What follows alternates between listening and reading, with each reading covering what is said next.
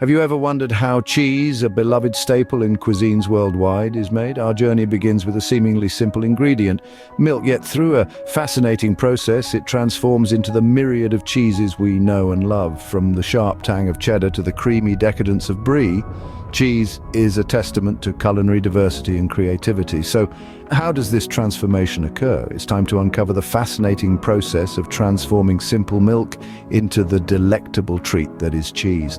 Believe it or not, the journey of cheese begins not in a factory, but on a farm. Yes, the humble origins of the world's most diverse and beloved dairy products start with a cow and her milk. The quality of this milk is paramount. The taste, texture, and quality of the cheese are all influenced by the milk it's made from. Now, you might be wondering, what affects the quality of this milk? Well, three key factors play a role: the cow's diet, environment, and breed. The diet of a cow, often a rich blend of grasses, grains, and other nutritious feed, can greatly influence the flavor profile of the milk. The environment too plays a part. Cows that roam freely in lush green pastures produce milk that is often richer and creamier. Lastly, the breed of the cow also impacts the milk's characteristics, with different breeds offering subtle variations in flavor. So we have our milk, but how does it become cheese? The magic begins when we introduce our milk to two key ingredients: starter cultures and rennet. Now let's break that down. When we think of cultures, our minds may wander to grand civilizations, their rich histories and traditions. But in our case, we're talking about something a little different, something microscopic yet powerful: bacteria. You see, these starter cultures, which are essentially friendly bacteria, play a vital role in the cheese-making process. They dive headfirst into the milk, breaking down lactose, which is milk sugar, into lactic acid. This transformation not only changes the texture of the milk, but also its taste, giving it a slightly tangy flavor. It's a bit like a tiny, tasty chemistry experiment happening right before our eyes, but we're not done yet. After the starter cultures have had their fun, it's time to introduce rennet.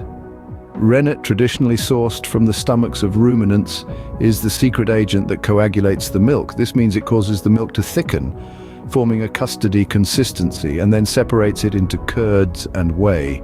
The curds, those solid bits, are what will eventually become our cheese. The introduction of rennet is where precision really comes into play. Too little and the milk won't set. Too much and the curds could become too tough.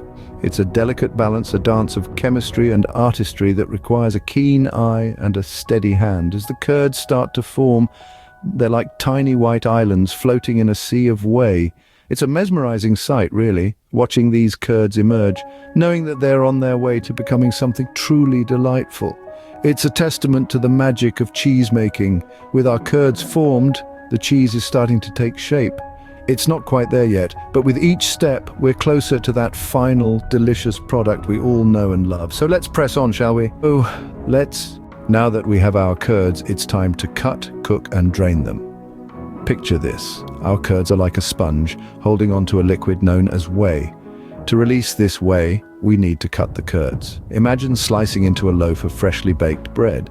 It's somewhat similar, only we use a tool called a curd knife. The size to which we cut the curds can greatly affect the cheese's texture. Smaller curds will yield a harder cheese, while larger curds are perfect for softer varieties. Next, we turn up the heat.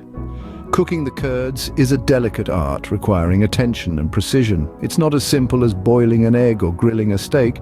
The goal here is to reach the desired consistency. For a firmer cheese, we aim for a higher temperature, cooking the curds until they're firm and squeaky.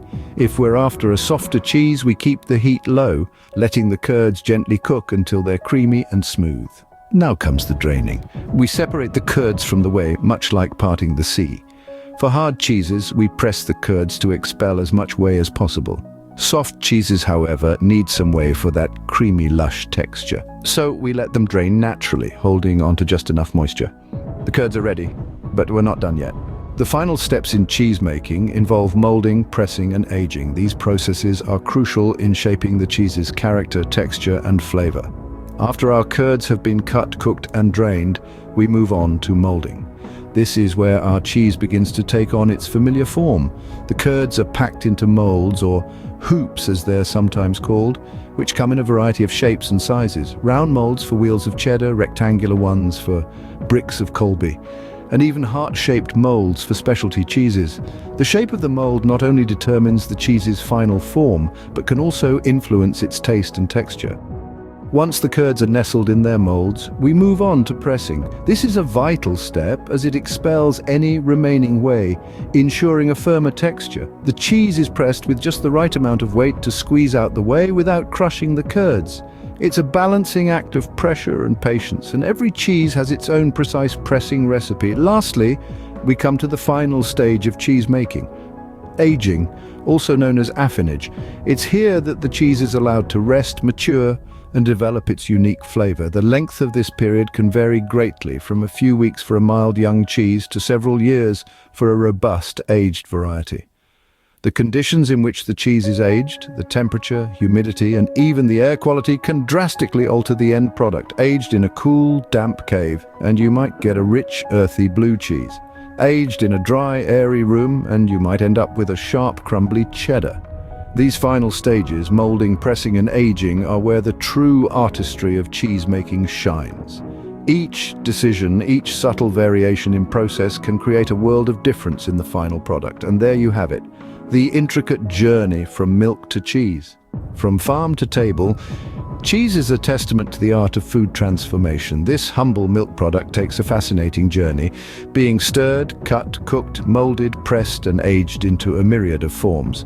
Each type of cheese, from the sharp cheddar to the creamy brie, boasts its own character, offering a unique taste and texture. It's not just food, it's an experience. So next time you enjoy a slice of cheese, you'll know the fascinating process that brought it to your table.